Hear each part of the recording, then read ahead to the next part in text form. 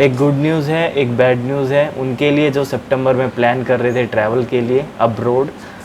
Bad news ये कि जो ट्रैवल बैन था, जो इंटरनेशनल फ़्लाइट्स के ऊपर जो रिस्ट्रिक्शन था, वो अब 31 अगस्त से बढ़कर 30 सितंबर तक हो गया है, जो सच में एक काफ़ी बैड न्यूज़ है, क्योंकि जो प्लान कर रहे थे सितंबर में जाने के लिए अब वो नहीं जा पाएंगे, सारी फ़्लाइट्स कैंसिल होने वाली है।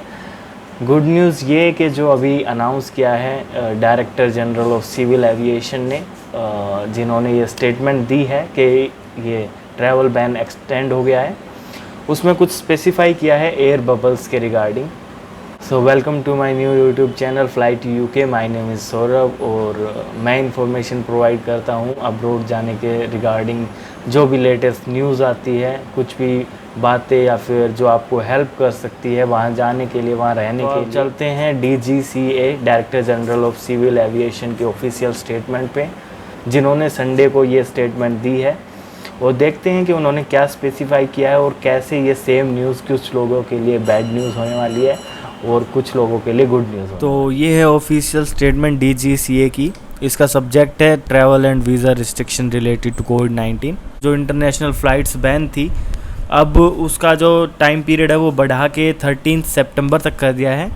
This restriction shall not apply to international all cargo operations. जो कार्गो ऑपरेशंस है, जो फ़्लाइट्स है कार्गो की, उनके ऊपर अप्लाई नहीं होता, और कुछ flight specially approved by DGCA, कुछ, ठीक है।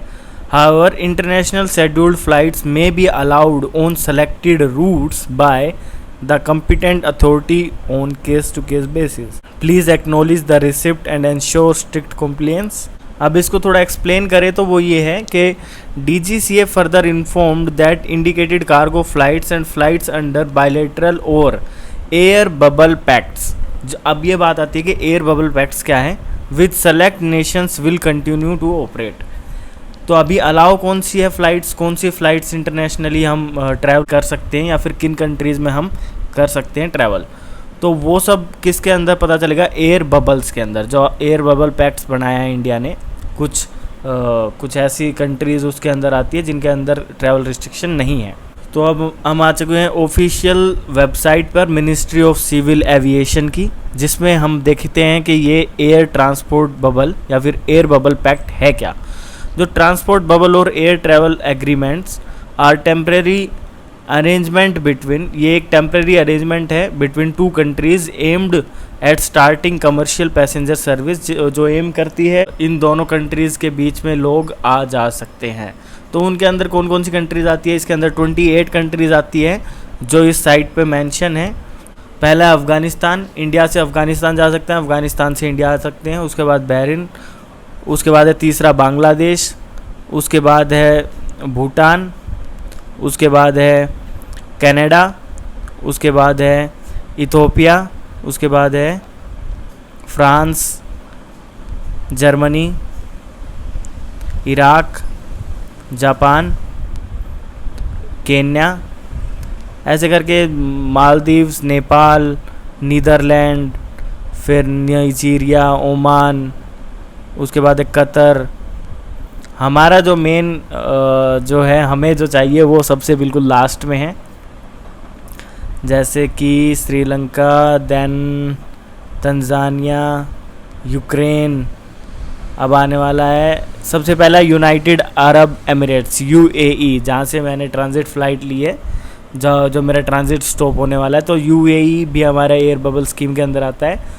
उसके बाद है UK, मतलब हम इंडिया से UK जा सकते हैं। ये एक गुड न्यूज़ है कि UK एयर बबल स्कीम के अंदर आता है।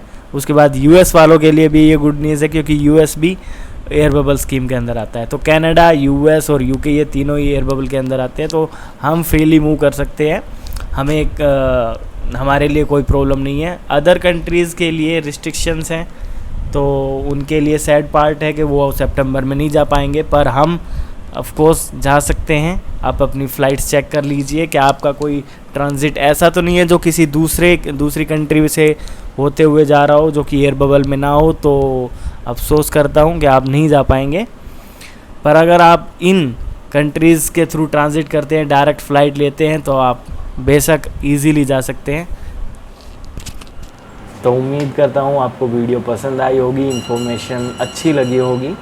मैं इसी तरह की वीडियोस अपलोड करता हूँ अब्रॉड जाने के लिए क्या कुछ फेस करना पड़ सकता है, क्या कुछ लेटेस्ट सिचुएशन है, कैसे आप अपनी इस जर्नी को इजी बना सकते हैं मेरे साथ। अगर आपको वीडियो अच्छी लगी है, इन्फॉर्मेटिव लगी है, तो आप उन सभी लोगों के साथ शेयर कीजिए जो इस सितंबर इनटेक में ट्रैवल करने वाले हैं, whether Canada, Australia, UK, US. तो अभी के लिए बाय, मिलते हैं नेक्स्ट वीडियो में।